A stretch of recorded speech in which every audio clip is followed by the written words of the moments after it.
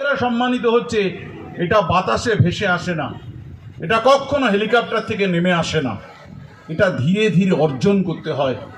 সেই অর্জনের আত্ম আবিষ্কারের প্রাক মুহূর্তে কিন্তু দাঁড়িয়ে রয়েছেন শ্যামলদা। একটা অসাধারণ হাতের লেখা। আপনারা যারা শ্যামলদার হাতের লেখার সঙ্গে পরিচিত তারা জানবেন যে এরকম দৈব অক্ষর কি করে শ্যামলদা অর্জন করতে পারে। যারা শ্যামলদার অপ্রিয় কথার স্পর্শ পাননি, রেগে যেতে পারে আমার উপর, আমার কিছু করার নেই। শ্যামলদা ভালোবাসে এমন কোনো লোক নেই যাকে শ্যামলদা অপ্রিয় কথা বলেনি।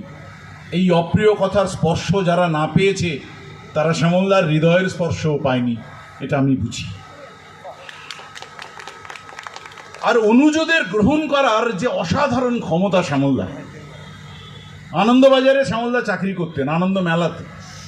আনন্দবাজার আমাদের জন্য অবারিত ছিল দুটি লোকের জন্য, মলয়শঙ্কর দাশগুপ্ত, শ্যামলকান্তি দাস। শুধু বলতে হতো যে মলয়দার কাছে যাব, বলতে হতো শ্যামলদার কাছে যাব। এটা বড় কথা নয়। একটা 20-22 বছরের ছেলেকে শ্যামলদা চিৎকার করে বলতো। আপনারা জানেন মেদিনীপুরীয় মনোভাবে চিৎকার করে শ্যামলদা কথা বলে। শ্যামলদার সেই সফিস্টিকেশন নেই, যা বলার সরাসরি বলে ফেলেন। চিৎকার করে বলতেন, সুনীলদা এই যে সৌমি তোর কথা আপনাকে বলছিলাম, শীর্ষেন্দুদা এই যে সৌমি তোর কথা আমি বলছিলাম, দেবাশিস দা এইভাবে একটা অনুযোগে এক এক করে মহারথীর সঙ্গে সম্পর্ক ঘটিয়ে দিয়েছেন শ্যামলদা। দিয়েছেন, এটা খুব কম অগ্রজ করে থাকে অনুযোগের জন্যে, শ্যামলদা করেছেন। লোকে বলে একটা মানুষের সঙ্গে সম্পর্ক স্থাপন করতে গেলে তার সঙ্গে রাত্রিবাস করতে হয়। শ্যামলদা বহুবার আমাদের কলকাতা বাড়িতে আমার পাশের বিছানায় শুয়েছেন রাত্রে। সকালবেলা বাবার জন্য লয়েডস থেকে ওষুধ নিয়ে চলে গেছেন। সেই রাত্রি ঘোরের মধ্যে কেটেছে শ্যামলদার কথা, শক্তির কথা, সুনীলের কথা। এগুলো তো আমাদের কাছে তখন কথা অমৃত সমান, আমরা তো জানি না, কিন্তু আনন্দবাজারের লোকেরা সব জানে।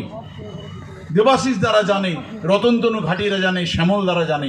শ্যামলদা সেই সব কথা আমাদের দিতেন, আমরা ধীরে ধীরে ঋদ্ধ হয়েছি। আমরা সেই কথা আবার আমাদের ঠেকে গিয়ে বলে রাজার মুকুট মাথায় নিয়ে বসতাম।